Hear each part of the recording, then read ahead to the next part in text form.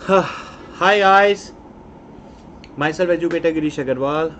I'm educator for class 12th and 11th. By qualification guys मैं CA हूँ, BCom हूँ, CFA level 2 हूँ. Professionally bike educator हूँ और काफ़ी सालों से बच्चों को पढ़ा रहा हूँ 11th। गाइस मैं अकेडमी पे प्लस एजुकेटर हूँ और गाइस इस वीडियो से भी आने से पहले आई होप आपने मेरा सोल प्रोप्राइटरशिप HUF पार्टनरशिप देख लिया होगा। प्लीज़ अगर नहीं देखा होगा तो इससे पहले वाले वीडियोस को ज़रूर देखें क्योंकि एक फ्लो में ही पढ़ाई में मज़ा आती है। स्टेज वाइज चलो, स्टेज 1, स्टेज 2, स्टेज 3। इस चैप्टर में 5 स्टेजेस है। इस वीडियो में मैं आपका स्टेज 4 स्टार्ट करने वाला हूँ। देखते हैं कोऑपरेटिव सोसाइटी कितना लंबे चलता है, क्योंकि मैं एक ही चीज़ फोकस करता हूँ कि वीडियो को जितना हो सके शॉर्ट रखो, क्योंकि मतलब ज़्यादा लॉन्ग वीडियोस 1 घंटे 1.5 घंटे के नहीं बनाता, क्योंकि कोई भी बच्चा एक साथ नहीं देखता। तो मेरा एक फोकस यही रहेगा इस साल की वीडियोस को जितना सा शॉर्ट रखे, 30-35 मिनट्स का, ताकि अगर आपको वापस से भी देखना हो तो आप देख सको। सो गाइस, ये मेरा अनअकैडमी प्रोफाइल है, आप देख सकते हो प्रोफाइल पे जाके। ये मेरे कुछ बैचेस हैं अनअकैडमी फॉर ग्रेड 11th। ये अनअकैडमी सब्सक्रिप्शन के बारे में इन्फॉर्मेशन है। अगर आपको सब्सक्रिप्शन लेना है ले सकते हो गाइस। 12th वाले हो तो भैया एक 18 महीने 24 महीने का ले लीजिए, बहुत ही फ़ायदेमंद रहेगा आपको। 18 महीने का लगभग 18,000, महीने के 1,000 रुपये के हिसाब से। और अगर आप 24 महीने का लेते हो तो वो तो उससे भी ज़्यादा सस्ता पड़ जाता है, उसमें उससे भी कम आपके पैसे लगेंगे, वो उससे भी थोड़ा सही प्राइस में मिल जाता है, आप वो भी ले सकते हो। और इसके अलावा अगर आप सब्सक्रिप्शन लेना चाहते हो, please use my code, and my code is Girish live 10। आपको सब्सक्रिप्शन लेते हो गाइस, यहाँ पे कोड लिखना है गिरीश लाइव 10, ठीक है। और ये मैं आपको बता दूं, कई बच्चे बोलते हैं सर ये आफ्टर, ये जो प्राइस है ये यूजिंग आफ्टर रेफरल कोड है। कई बच्चे मुझ पे आके ऐसे भी आए कि सर ये क्या रेफरल इस पे लगाऊंगा तो उसमें 10% नहीं मिलेगा। गाइस ये जो प्राइजेस है ये effective of using the referral code of 10% है।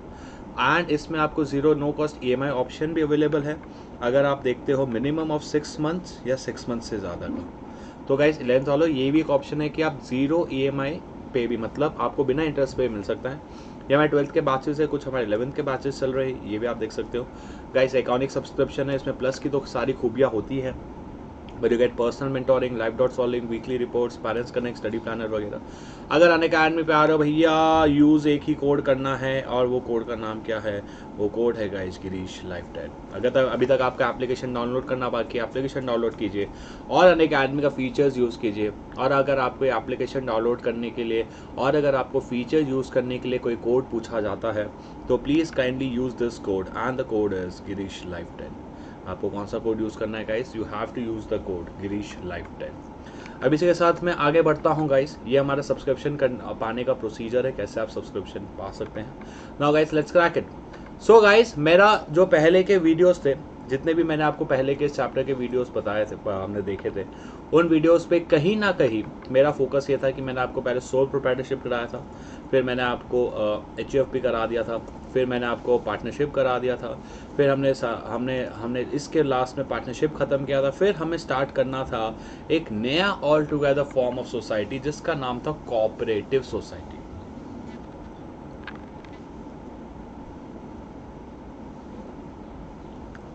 सॉरी गाइस, तो ऑल टुगेदर में एक नया स्टार्ट करना जिसका नाम था cooperative society. The cooperative society का क्या मतलब होता है? एक क्या होता है गाइस कोऑपरेटिव सोसाइटी का मतलब, कि एकदम सिंपल सी बात बताऊं तो इंडिया में जो सबसे फेमस कोऑपरेटिव सोसाइटी है वो मेरे शहर में है, मतलब मेरे स्टेट में है। मेरे शहर से पास में ही उसका जो हेड ऑफिस है जो है आनंद अमूल।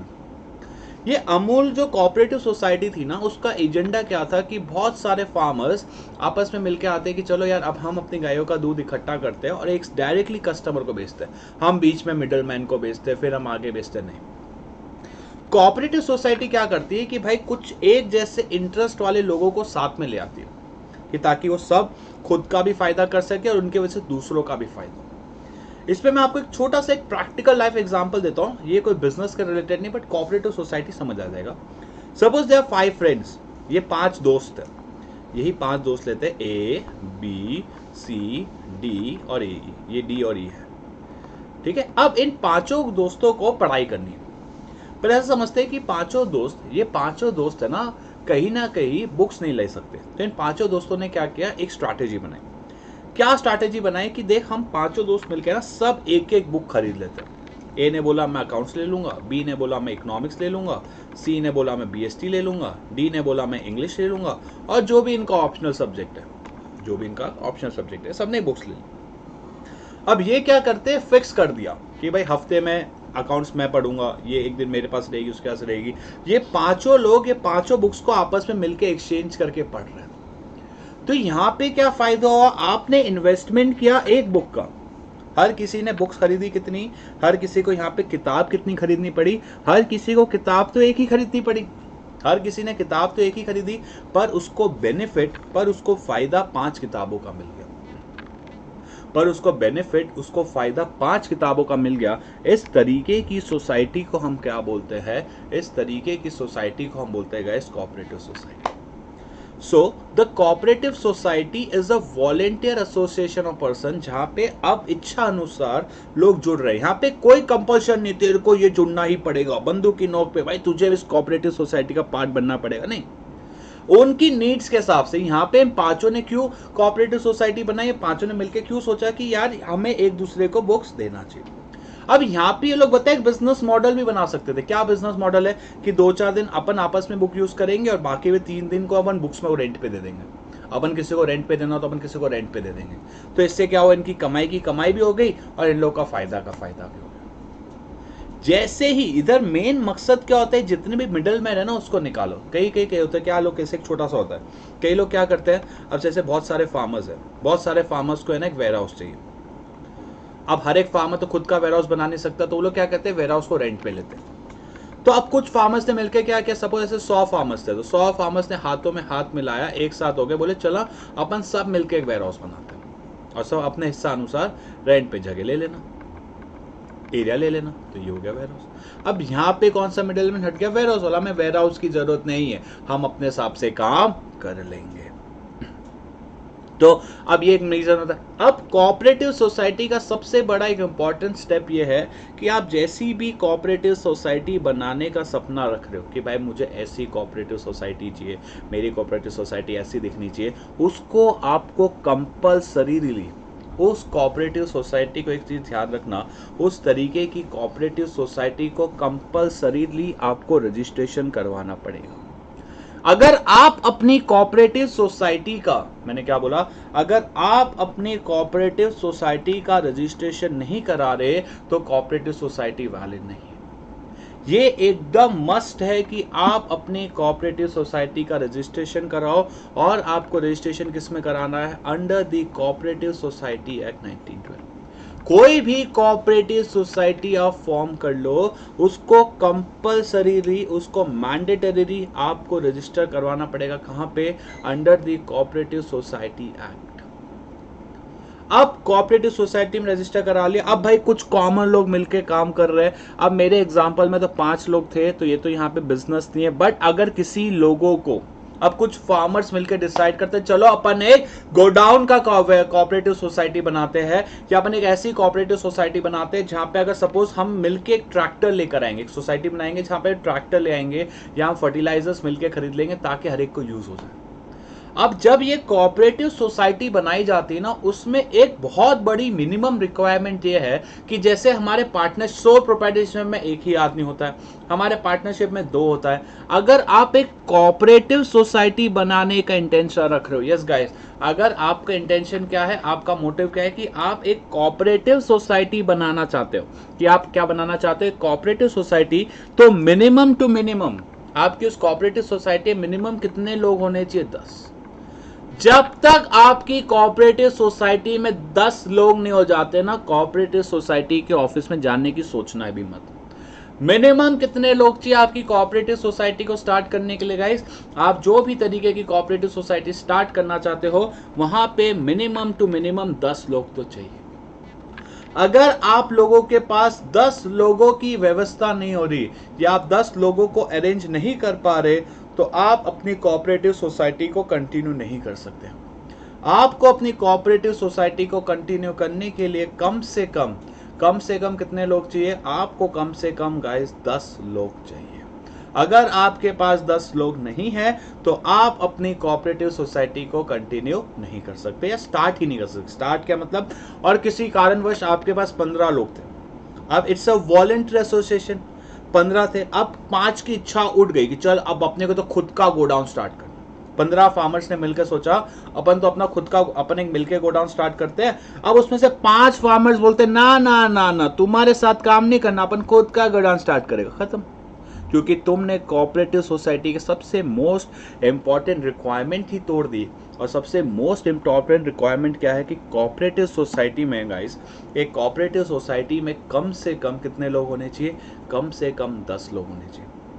अगर आपके पास 10 लोग होंगे तभी आप कोऑपरेटिव सोसाइटी आगे बढ़ा सकते हो, नहीं तो आपकी कोऑपरेटिव सोसाइटी उधर ही खत्म, उधर ही खत्म, फिनिश, कोई बात नहीं। ठीक है, चलो अब गाइस, अब इसके हम पढ़ेंगे फीचर्स। ठीक है, अब इसके हम पढ़ेंगे फीचर्स। 5 फीचर्स है, बहुत ही सिंपल है इसके मेरिट्स और डीमेरिट्स।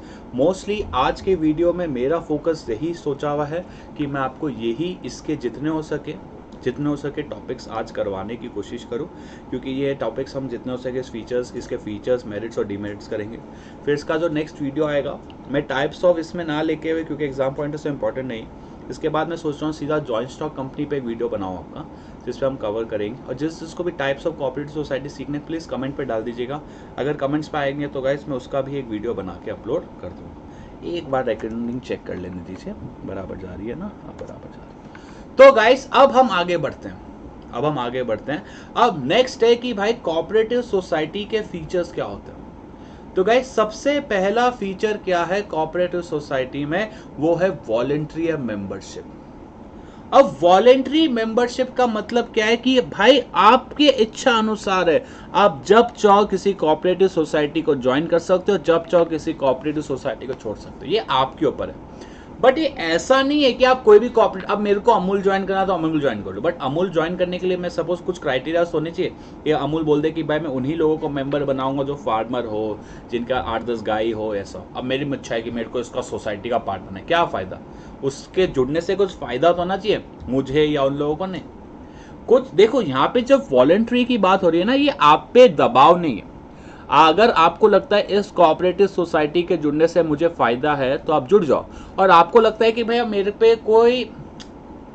को नहीं कंटिन्यू रखना, मेरे को खुद का ही काम करना है, मुझे अकेले ही करना है, मेरे को इनके साथ नहीं करना, तो आप छोड़ सकते। ये वॉलंटरी मेंबर पे है, जुड़ने और छोड़ने पे। ऐसा नहीं कि आपकी मर्जी है रातों रात ही कल का अमूल का मेंबर बनना है या इस कोऑपरेटिव सोसाइटी का मेंबर बनना है, बन नहीं सकते आप अपने इच्छा अनुसार है। बट हाँ, उनकी कुछ क्राइटेरियाज हो सकते हैं, वो क्राइटेरियाज बड़े सिंपल होते हैं, फुलफिल हो गए तो आप कभी भी चाहो तो जुड़ जाओ और कभी भी चाहो तो छोड़ सकते हो। अब गाइस, अब जो बाकी के बचे हुए 2 फॉर्म ऑफ बिजनेस है ना, 2 फॉर्म ऑफ बिजनेस बचे हुए, जिसको कहीं ना कहीं मैं कॉर्पोरेट फॉर्म बोलता हूँ। ठीक है, अब कॉर्पोरेट फॉर्म को पहले मैं छोटा सा समझाता हूँ। कॉर्पोरेट फॉर्म का मतलब क्या होता है? जब फर्म और ओनर अलग है। जो मैंने आपको 3 करवाए थे ना, मैंने आपको करवाया था इससे पहले सोल प्रोप्राइटरशिप, मैंने आपको इससे पहले करवाया था एचयूएफ, और मैंने करवाया था पार्टनरशिप। मैंने आपको इससे पहले जो 3 फॉर्म ऑफ बिजनेस कराए थे ना, वो कहीं ना कहीं नॉन कॉर्पोरेट थे। और मेरा नॉन कॉर्पोरेट का मतलब क्या है? ओनर और बिजनेस अलग नहीं है। जब मैं कॉर्पोरेट फॉर्म की बात करता हूं ना, इसका मतलब होता है ओनर और बिजनेस अलग है। अब इसमें एक छोटा सा एग्जांपल देता हूं। अमूल पे हजारों मेंबर्स जुड़े हुए हैं। अब कोई मेंबर्स छोड़ेगा, कोई मेंबर्स आएगा, छोड़ेगा, आएगा, चलता रहेगा। क्या अमूल को कुछ होने वाला है? क्या नहीं। आज मैं अमूल से जब दूध खरीद रहा हूं, अमूल का पनीर खरीद रहा हूं, अमूल का फेवरेट चीज खरीद रहा हूं, अमूल का बटर खरीद रहा हूं, तो क्या उसके मेंबर से कुछ लेना देना? नहीं, मुझे अमूल से लेना देना है। मार्केट में अमूल एज अ ब्रांड है, अमूल एज अ ऑर्गेनाइजेशन है, मैं अमूल से डीलिंग करता हूं। अमूल खुद आज अगर मेरे को अमूल का कोई प्रोडक्ट खाया, मुझे कोई नुकसान है तो मैं अमूल पे केस करूंगा, उसके फार्मर पे थोड़ी ना। तो इसका मतलब क्या हो गया? अमूल अलग है और उसके मेंबर्स अलग है। यही तो कारण है कि जब चाहो आप अमूल ज्वाइन कर सकते हो और जब चाहो आप अमूल छोड़ भी सकते हो। आप केस करोगे तो अमूल पे करोगे, दिक्कत होगी तो अमूल वाला भी आप ही पे केस करेगा। इसको हम बोलते हैं गाइस लीगल स्टेटस। रजिस्ट्रेशन कोई जरूरी नहीं है, registration of cooperative society compulsory है, इसलिए तो रजिस्ट्रेशन जरूरी है कि रजिस्ट्रेशन कोऑपरेटिव सोसाइटी का बिल्कुल जरूरी है। अगर आप इसको कोऑपरेटिव सोसाइटी एक्ट अगर आपने कोई भी कोऑपरेटिव सोसाइटी को रजिस्टर नहीं किया कोऑपरेटिव सोसाइटी एक्ट में, तो आप आगे बढ़ ही नहीं सकते। वो एक्ट में क्लियरली लिखा हुआ है कोऑपरेटिव सोसाइटी अलग और उसके मेंबर्स अलग। ये एक और चीज बताता है कि कोऑपरेटिव सोसाइटी खुद के नाम पे सोसाइटी खुद के नाम पे किसी से कॉन्ट्रैक्ट भी कर सकती है, खुद के नाम पे प्रॉपर्टी भी खरीद सकती है, किसी पे केस भी कर सकती है। कोई और अमूल खुद के नाम पे प्रॉपर्टी खरीद सकती है, खुद के नाम पे मर्जर्स कर सकती है। अमूल किसी और पे केस भी कर सकती है।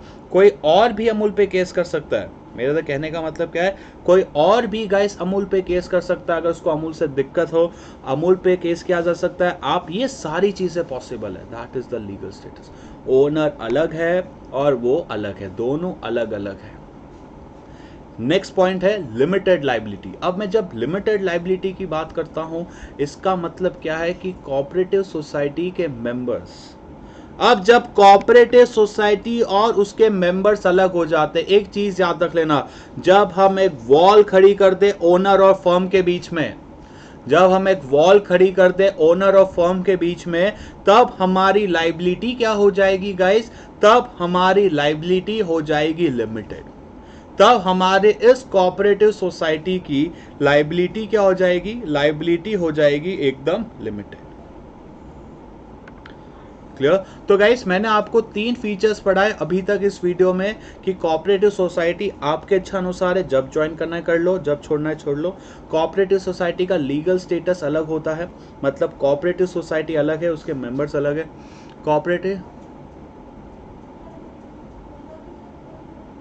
कोऑपरेटिव सोसाइटी खुद के नाम पे एसेट्स खरीद भी सकती है, खुद के नाम पे एसेट्स बेच भी सकती है। कोऑपरेटिव सोसाइटी किसी पे केस भी कर सकता है, कोई और भी कोऑपरेटिव सोसाइटी पे केस कर सकता है। और जो कोऑपरेटिव सोसाइटी के मेंबर्स होते हैं, जो कोऑपरेटिव सोसाइटी के मेंबर्स होते हैं गाइस, उसकी लाइबिलिटी क्या होती है? उसकी लाइबिलिटी हमेशा लिमिटेड रहेगी, क्योंकि वो अलग है, तो उसका और उसके बिजनेस का रिलेशन बिल्कुल भी अलग होता है। क्लियर है गाइस? क्लियर है गाइस? क्लियर है? क्लियर है? क्लियर?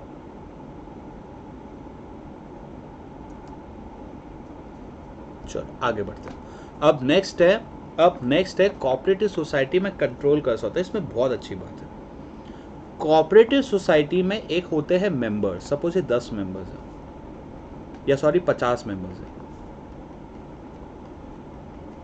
ऐसे कुछ 50 मेंबर्स है। तो कोऑपरेटिव सोसाइटी में क्या होगा गाइस? ये 50 मेंबर्स मिल के एक कमेटी बनाएंगे, जिसको हम बोलते हैं मैनेजिंग कमेटी।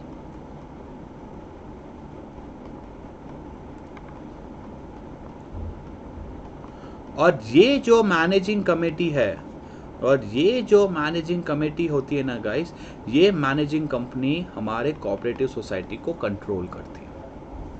अब गाइस इसमें सबसे इंटरेस्टिंग पॉइंट क्या है, मैं आपको ध्यान से समझाता हूं कि भाई अगर सपोज इस मेंबर के पास अकेले ही इस कोऑपरेटिव सोसाइटी का 20% स्टेक है और बाकी सबके पास कुछ चुन्नू मुन्नू स्टेक है, तो भी यहां पे हर एक आदमी के पास, ध्यान से सुनिएगा जो मैं लाइन बोलने वाला हूं, तो भी यहां पे हर एक आदमी के पास होगा सिर्फ और सिर्फ एक वोट। आप कितने भी बड़े उस कोऑपरेटिव सोसाइटी के मेन आदमी क्यों ना हो, भले उसका प्रॉफिट का 50% क्यों ना मिल रहा हो, 30%, जितना भी मिल रहा हो, आपका हमेशा वोट होने वाला है सिर्फ एक। ये तो वही बात हो गई, आज अगर हमारे इलेक्शन की बात हो रही है, आपके पास और मुकेश अंबानी के पास सेम वोट है, वो भी एक ही वोट डालेगा, आप भी एक ही वोट डालोगे। ये सबसे अच्छी बात है कोऑपरेटिव सोसाइटी का, जिसको हम बोलते हैं डेमोक्रेटिक मैनेजमेंट, कि यहाँ पे कानून के हिसाब से, लॉ के हिसाब से हर एक मेंबर बराबर है, हर एक मेंबर के इक्वल राइट्स है, हर एक मेंबर के पास सेम पावर्स है, इक्वल कंट्रोल। ये बहुत ही अच्छी बात है कि यहाँ पे सारी चीजें प्रॉपरली मैनेज्ड है। क्लियर? तो that is a democratic management. एक अकेले आदमी के हाथ में ही सारा कंट्रोल नहीं होगा, सब मेंबर्स के पास एक एक वोट होंगे, भले आप कितने भी बड़े क्यों ना हो। ये सारे मेंबर्स मिलके मैनेजिंग कमेटी को सिलेक्ट करेंगे और ये मैनेजिंग कमेटी मिलके फिर हमारे कोऑपरेटिव सोसाइटी को चलाएंगे। अब नेक्स्ट कहीं ना कहीं कोऑपरेटिव सोसाइटी का सर्विस मोटिव होता है, service motive to the society ने उनके लोगों को। जो भी कोऑपरेटिव सोसाइटी बनती है वो सबसे पहले एक मकसद के साथ चलती है, उनके लोगों का फायदा। बट कहीं ना कहीं मैं ये सोचता हूँ कि यार कोई भी कोऑपरेटिव सोसाइटी ना समाज के लिए भी अच्छी है। आज जब मैं अमूल की बात करता हूँ तो अमूल के जो प्रोडक्ट्स होते हैं, मुझे नहीं लगता कि कोई ऐसी डेयरी है जो अमूल के प्रोडक्ट्स को मैच कर पाती है। मुझे नहीं पता, मेरे स्टेट का मुझे पता है कि हमारे स्टेट में कोई भी रेस्टोरेंट में बटर यूज़ होता है तो अमूल ही होता है, मोस्टली चीज़ यूज़ होता है तो अमूल चीज़ ही होता है। मैक्सिमम घर पे अगर हमारे इंडिया सूरत में जो दूध आता है अमूल का ही आता है, बहुत भी बाकी। बट ये कहीं ना कहीं सोसाइटी के लिए भी फ़ायदा है। और जब अगर अमूल अच्छा चलता है, अमूल को फ़ायदा होता है, जो भी सरप्लस वो लोग भी कमाते हैं, ये लोग काम करके ये लोग भी जो सरप्लस या एक्स्ट्रा पैसा कमाते हैं वो भी अपना पैसा अपने मेंबर्स को ही बांटते हैं। ये चीज़ भी बहुत अच्छी है कि इन लोग ने काम करते करते कुछ सरप्लस या कुछ एक्स्ट्रा पैसा कुछ भी कमाया, वो चीज़ भी वो अपने मेंबर्स में ही बांटते हैं। तो कहीं ना कहीं बहुत ही अच्छा ये सर्विस मोटिव है कि हमें खुद का भी ध्यान रखना है, सोसाइटी का भी रखना है। तो बहुत अच्छा लगता है कि वो खुद के साथ साथ सोसाइटी का भी ध्यान रखते हैं। तो ये मोटिव को कहीं ना कहीं वो अच्छे से फुलफिल करते हैं। तो कहीं ना कहीं मैं ये कहना चाहूँगा कि कोई भी कोऑपरेटिव सोसाइटी का एक बहुत अच्छा मकसद होता है सर्विस मोटिव, कि हमें सोसाइटी का भी ध्यान रखना चाहिए, सोसाइटी की भी कदर करनी चाहिए। क्लियर है गाइस सर्विस मोटिव? नेक्स्ट, अब guys let's discuss what are the merits and demerits of cooperative society. अब जो नेक्स्ट टॉपिक है बहुत ही इंटरेस्टिंग है। अब ये जो टॉपिक है इस वीडियो हम खत्म करके ही कंप्लीट करेंगे, क्योंकि हमें बहुत अच्छे से जानना है कि कोऑपरेटिव सोसाइटी के मेरिट्स क्या होते हैं और डीमेरिट्स क्या होते हैं। फिर से एक बार रिकॉर्डिंग चेक की जाए। मैं कुछ टाइम पे रिकॉर्डिंग इसलिए चेक करता रहता हूँ क्योंकि डर लगता है यार कभी कुछ इश्यू ना हो जाए। नेक्स्ट है मेरिट्स। अब सबसे पहला मेरिट तो मैं आपको सिखा ही चुका था, वो था इक्वालिटी इन वोटिंग राइट्स। कुछ मेरिट्स हम सीख चुके हैं। वोटिंग राइट्स का मतलब क्या है, मैंने आपको यहाँ पे क्लियर कट बता दिया था। हमने यहाँ पे एकदम क्लियर कट डिस्कशन किया कि कोऑपरेटिव सोसाइटी में क्या होता है, हर एक आदमी के पास होता है एक वोट। भले ही आपने कितना भी पैसा क्यों ना लगा, भले ही ऐसा क्यों ना सिनेरियो हो रहा हो कि कोऑपरेटिव सोसाइटी में 20 लोग हैं और एक आदमी के पास ही 90% स्टेक है और बाकी 19 लोग के पास मिला के 10% स्टेक, भले ही ये कितना भी पावरफुल क्यों ना हो, जब भी वोट देने की बात आएगी इसके पास भी एक वोट होगा और बाकी 19 के पास भी एक ही वोट होगा। इलेक्शन के टाइम पे सब बराबर। हाँ, पर ये हो सकता है कि प्रॉफिट बांटना हो तो हाँ, इसमें ऐसा नहीं कि प्रॉफिट बटेगा तो 20 में बराबर बटेगा, नहीं। ये सिर्फ और सिर्फ मैनेजमेंट की बात हो रही है, कोऑपरेटिव सोसाइटी को चलाने की बात हो रही है। हाँ, प्रॉफिट बटेगा तो सीधी सी बात है, प्रॉफिट होगा 90% उसको मिलेगा ये, लेकिन हमारे बिजनेस को मैनेज करने की बात हो रही है। तो 90% स्टेक किसके पास होगा, अगर इसके पास है और उसके पास 10% है तो भी हर एक आदमी के पास कितना वोट रहना है, एक ही वोट रहना। आप कितना भी पैसा लगाओ, कितना भी पैसा कंट्रीब्यूट कर लो, हर एक मेंबर का, हर एक आदमी का स्टेक कितना रहना है गाइस, हर एक मेंबर का, हर एक आदमी का स्टेक रहना है सिर्फ और सिर्फ एक वोट। First point clear. जो अब दूसरा पॉइंट है गाइस वो है लिमिटेड लायबिलिटी। जब मैं लिमिटेड लायबिलिटी की बात करता हूं तो मैं ये कहना चाहता हूं कि भाई साहब हमने पहले क्लियर कर लिया कि कोऑपरेटिव सोसाइटी एक तरीके की कॉर्पोरेट फर्म है, और जब कॉर्पोरेट होते हैं ओनर और मेंबर्स, ओनर और फर्म अलग। जब भी ओनर और फर्म अलग है, क्योंकि फर्म खुद के नाम पे प्रॉपर्टी खरीद सकती है, बेच सकती है, कुछ भी कर सकती है। जब भी ओनर और बिजनेस अलग होते हैं, ओनर ने जितना पैसा लगाया है, सपोज एक आदमी ने कॉर्पोरेट सोसाइटी में 10,000 लगाया तो मैक्सिमम नुकसान 10,000, उससे ज्यादा कुछ नहीं। ऐसे कुछ डील बना ले के मेंबर सोचते चलो अपन और भर देंगे, बात अलग, बट कानूनन तौर पे जितना नुकसान या जितना पैसा आपने स्टार्टिंग में लगाया है उतना ही नुकसान आपका होगा। द लायबिलिटी एक मैक्सिमम हद तक होगी, उससे ज़्यादा आपकी लायबिलिटी नहीं हो सकती। तो कोऑपरेटिव सोसाइटी में गाइस मेंबर्स की लायबिलिटी क्या रहती है, मेंबर्स की लायबिलिटी हमेशा रहती है लिमिटेड। कैसी लायबिलिटी है guys, it's always a limited liability. Next है स्टेबल एग्जिस्टेंस। स्टेबल एग्जिस्टेंस का मतलब क्या होता है, कोऑपरेटिव सोसाइटी में मेंबर आए या जाए। मैंने क्या बोला, कोऑपरेटिव सोसाइटी में जैसे मैंने अमूल का एग्जांपल दिया, अब यहाँ पे लोग आए या जाए कोऑपरेटिव सोसाइटी को कोई फर्क नहीं पड़ने वाला। यस गाइस, लोग आओ या लोग जाओ, हमारी कोऑपरेटिव सोसाइटी को कोई फर्क नहीं पड़ने वाला, कोई असर नहीं पड़ने वाला, उसको लोगों से कोई लेना देना नहीं। मेंबर्स आए या जाए, हमारी कोऑपरेटिव सोसाइटी को फ़र्क नहीं पड़ता, क्योंकि कानूनन तौर पे, कानून की नज़र पे कोऑपरेटिव सोसाइटी अलग है और उसके मेंबर्स अलग है। तो मेंबर्स की डेथ, बैंक्रप्सी, इंसैनिटी से हमारी कोऑपरेटिव सोसाइटी को कोई फ़र्क नहीं पड़ता। नेक्स्ट है भाई इकोनॉमिक इन ऑपरेशन।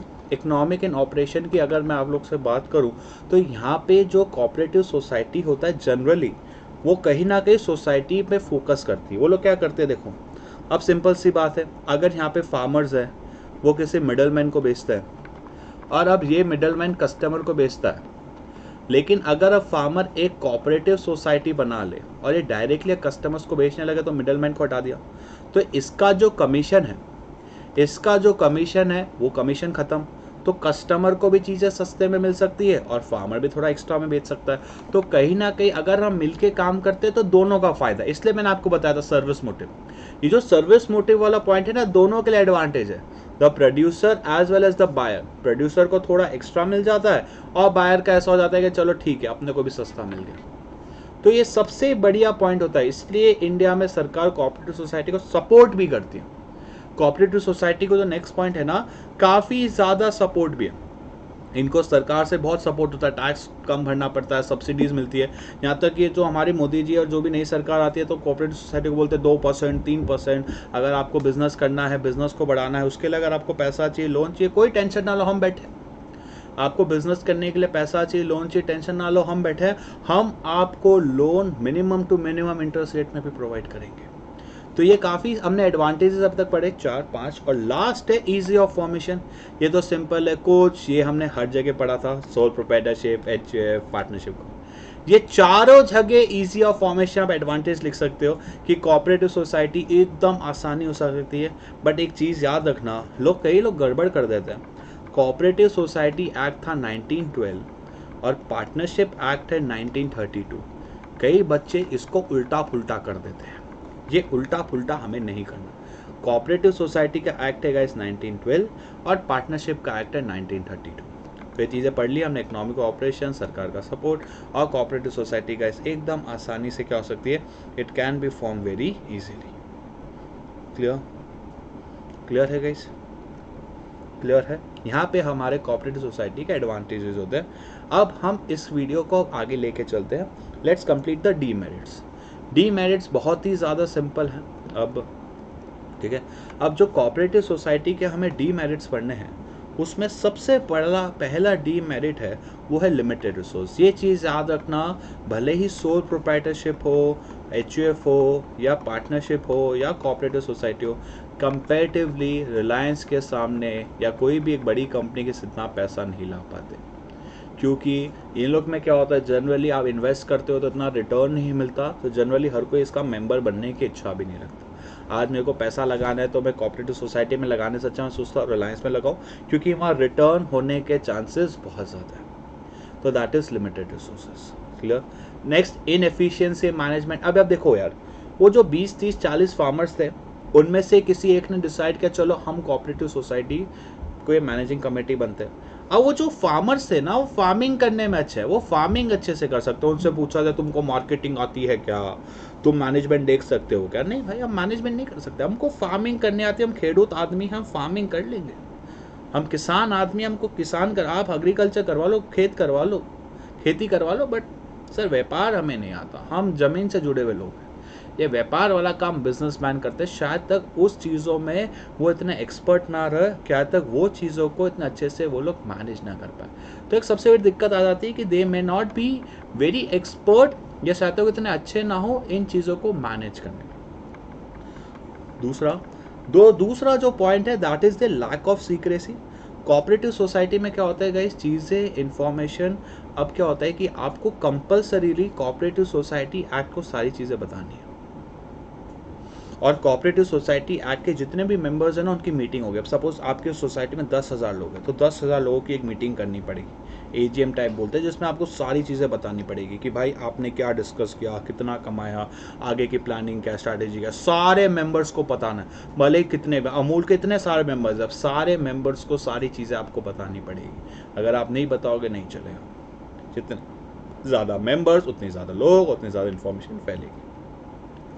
नेक्स्ट है गाइस, देखो अगर गवर्नमेंट सपोर्ट करती है ना, तो गवर्नमेंट कहीं ना कहीं कोऑपरेटिव सोसाइटी में थोड़ी लगाम भी लगा देती है। और यहाँ पे लगाम किस तरीके से लगती है कि गवर्नमेंट बोलती है कोऑपरेटिव सोसाइटी को, देख तुझे मेरे ये सारे कानून कायदे फॉलो करने पड़ेंगे, तेरे को इस तरीके से ऑडिट करवाना पड़ेगा, इस तरीके से प्रोसेस करना पड़ेगा, ये सारे अगर रूल्स एंड रेगुलेशन फॉलो नहीं करेगा तो शायद तक मैं तेरे पे आके चेकिंग भी करूँ। इस तरीके से गवर्नमेंट कोऑपरेटिव सोसाइटी को काफ़ी हद तक कंट्रोल करने की कोशिश करती है। और सबसे लास्ट पॉइंट गाइस, जब भी मैंने आपको बताया था, जब ज़्यादा लोग होने लग जाते हैं तो सबसे बड़ा एक डिफ़िकल्ट हो जाता है ओपिनियन। सब आपस में लड़ पड़ता है, मेरी सुनना है, ऐसे कर, वैसे कर, ऐसे कर, ऐसे कर। ये लोग आपस में डिशम शुरू हो जाता है। और जब ये आपस में डिशम हो जाता है तो देयर इज़ हाई प्रोबेबिलिटी कि इनके ओपिनियंस ही ना मिले और ये लोग भी आपस में कॉन्फ्लिक्ट करने लगे, इन लोगों की आपस में भी शायद तक ना बने। तो इज़ अ हाई चांसेस कि there is a differences of opinion और एक कोऑपरेटिव सोसाइटी के मेंबर शायद तक आपस में ना बने। तो there is difference of opinion. Clear guys, यहाँ तक चीज़ें क्लियर है। ये इस पार्ट पे गाइस मैंने वादा किया था, मैंने आपको कोऑपरेटिव सोसाइटी के फीचर्स, मैंने कोऑपरेटिव सोसाइटी के मेरिट्स और डीमेरिट्स करा दिए। अब जो मेरा नेक्स्ट वीडियो आएगा उसमें मैं टाइप्स नहीं करवाऊंगा, अब मैं आपको सीधा करवाना जॉइंट स्टॉक कंपनी के मेरिट्स डीमेरिट्स। ठीक है, बहुत इंपॉर्टेंट है एग्जाम पॉइंट ऑफ व्यू से। फिर इसी के साथ हमारे इस चैप्टर को कंप्लीट करेंगे। फिर आप ज़रूर बताइएगा कमेंट सेक्शन में कैसा लगा, और अगर आपको अच्छा लग रहा है please use my code, and my code is Girish live 10। अगर आपको मैं सब्सक्रिप्शन लेने को नहीं बोल रहा, अच्छा लगता है तो आओ स्पेशल क्लासेस अटेंड करो, फिर सोचो। और इससे काम बन रहा है तो कोई दिक्कत नहीं। और डिटेल में पढ़ना है तो आप आ सकते हो, अनअकैडमी ज्वाइन कर सकते हो। मेरी टेलीग्राम लिंक है नीचे, उसको फॉलो कर सकते हो। अनअकैडमी की प्रोफाइल है, उसको फॉलो कर सकते हो। मिलते हैं गाइस बैच में। Thank you guys, bye bye आज के लिए।